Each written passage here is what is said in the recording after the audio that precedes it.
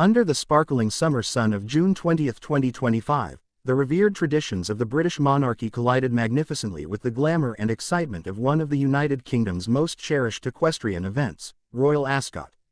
On this electrifying fourth day of the race meeting, King Charles III and Queen Camilla once again commanded the spotlight, continuing their visible role as reigning monarchs with a united front of royal dignity and spirited public engagement.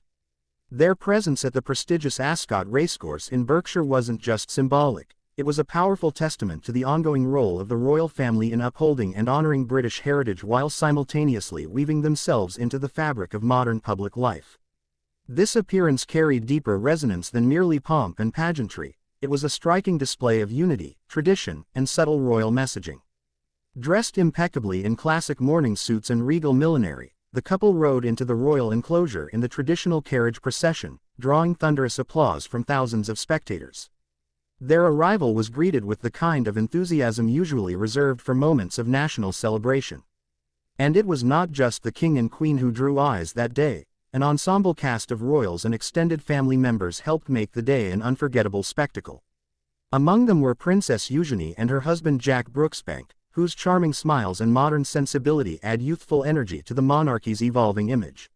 Not far behind were Sarah Ferguson, the Duchess of York, marking yet another high-profile return to the royal fold with notable grace, and Zara Tindall, the equestrian Olympian and beloved granddaughter of Queen Elizabeth II, who has continued to balance the roles of athlete, royal, and mother with remarkable ease.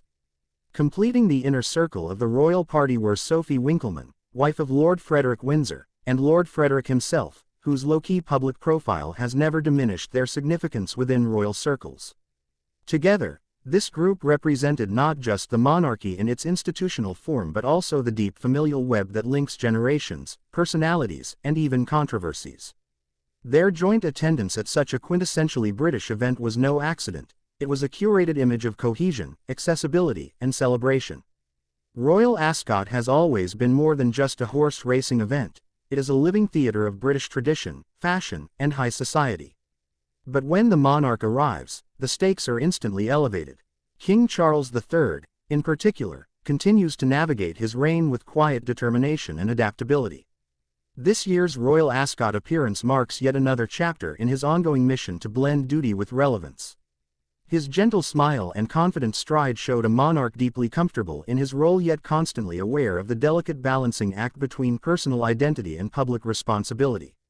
Queen Camilla, ever poised and gracious, matched her husband's energy with an elegant presence that reminded onlookers why she has become a stabilizing pillar in the post-Elizabethan monarchy. For observers, there was no mistaking the layers of symbolism embedded in this day. Princess Eugenie and Jack Brooksbank appeared hand in hand, their closeness and charisma sending a clear message that the next generation of royals is stepping confidently into the limelight. Despite not being full-time working royals, their influence and public appeal are growing, particularly as Eugenie continues her philanthropic efforts and maintains her role as a young mother with close ties to both branches of the royal family. The couple's presence alongside King Charles and Queen Camilla is a gentle endorsement of their importance in the wider royal strategy, one that embraces both senior royals and the broader family as a unified, adaptable institution. Then there was Sarah Ferguson, the Duchess of York, whose re-emergence into the public royal sphere has been nothing short of fascinating. Once shunned by the royal firm due to past controversies and a very public divorce from Prince Andrew, Fergie has been making a steady and dignified comeback. Her attendance at Royal Ascot not only reignites public affection but also signals a possible softening of past tensions within royal ranks. Clad in an outfit that balanced tradition with modern flair, she mingled comfortably among the royals, her laughter and openness reminding many of the warmth she once brought to the royal family in the late 1980s and early 1990s. Zara Tindall, meanwhile, is no stranger to Ascot, both as a former champion in equestrianism and as a royal icon of grounded charm. Her attendance with husband Mike Tindall brings a sense of continuity to the royal sporting tradition. Unlike more senior royals, Zara operates in a hybrid space between public royal and private citizen, allowing her to embody a relatable image that continues to endear her to the public. Her fashion choices, often classic with a subtle twist, reflect her strong sense of self, modern yet deeply respectful of royal expectations. At this year's Ascot, She stood not only as a granddaughter of Queen Elizabeth II but also as a symbol of the monarchy's potential to remain contemporary and human. Also drawing attention was Sophie Winkleman, an actress known for her roles on British television, whose marriage to Lord Frederick Windsor has offered her a unique position as both a creative professional and a minor royal. Her occasional appearances at royal functions are always greeted with intrigue, and her participation in this year's Royal Ascot only deepened the perception that the monarchy, under Charles III, is widening its tent to include personalities who bring new narratives into the royal story. Her poise and style stood out, offering a nuanced perspective on what it means to be part of the extended royal family in the modern age. Together, this royal ensemble turned Day 4 of Royal Ascot into more than a sporting event. It became a visual and emotional symphony of heritage, reconciliation, evolution, and continuity. The royal family, under King Charles's stewardship, appears intent on not only maintaining traditional appearances but also signaling a more inclusive and accessible image. This subtle shift is not accidental. It is part of a strategic rebranding aimed at maintaining the monarchy's relevance in a world increasingly shaped by transparency, inclusivity, and modern values. Observers were quick to note that the relaxed interactions among the royal attendees reflected not just a shared appreciation for the sport but also a genuine camaraderie. Smiles were exchanged, whispers shared, and laughter flowed easily as they watched the races unfold. There was no trace of the rigid formality that sometimes defined previous eras. Instead, this gathering of royals felt personal, familial, even joyful.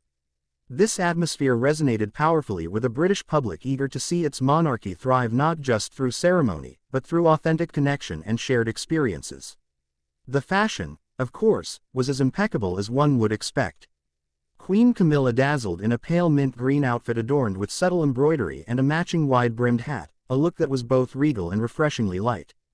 King Charles III kept to the classic formula: gray morning coat, lilac waistcoat, and a soft tie that added a dash of color without overpowering his dignified presence.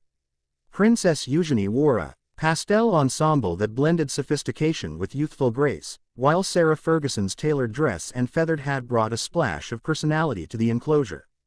Zara Tindall, always one to bridge the gap between formal and approachable, wore an elegantly tailored dress with playful details that drew admiration from fashion commentators.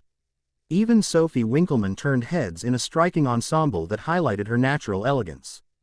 Beyond the glitz and glamour, however, Royal Ascot 2025 was an opportunity for the royal family to remind the nation, and the world, that they are still very much a living, breathing institution.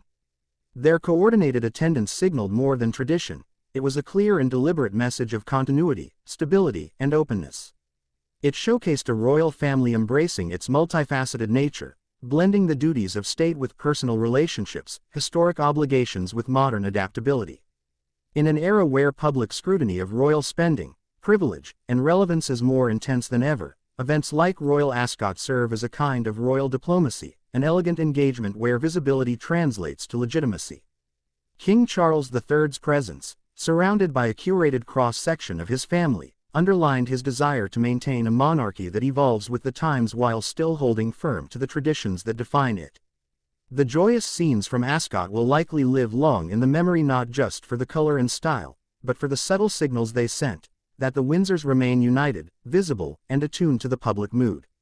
As the day drew to a close and the sun dipped gently behind the grandstands, it was evident that Royal Ascot 2025 had been about more than horse racing or royal spectacle. It was a living portrait of a family transitioning gracefully into a new chapter. For King Charles and Queen Camilla, it was another opportunity to define their reign not just through duty but through visibility and human connection. For the supporting cast of royals, it was a chance to reassert their relevance and warmth. And for the public, it was a rare moment to see the monarchy not as an abstract institution, but as a living, relatable family, one that understands its place in British identity and continues to find new ways to be seen, known, and appreciated. What did you think of the royal family's powerful presence at this year's Royal Ascot? Was it a perfect blend of tradition and modern connection, or do you think there's still more the monarchy must do to evolve? Share your thoughts below, and don't forget to like, comment, and subscribe to stay updated with every royal appearance, announcement, and unfolding moment.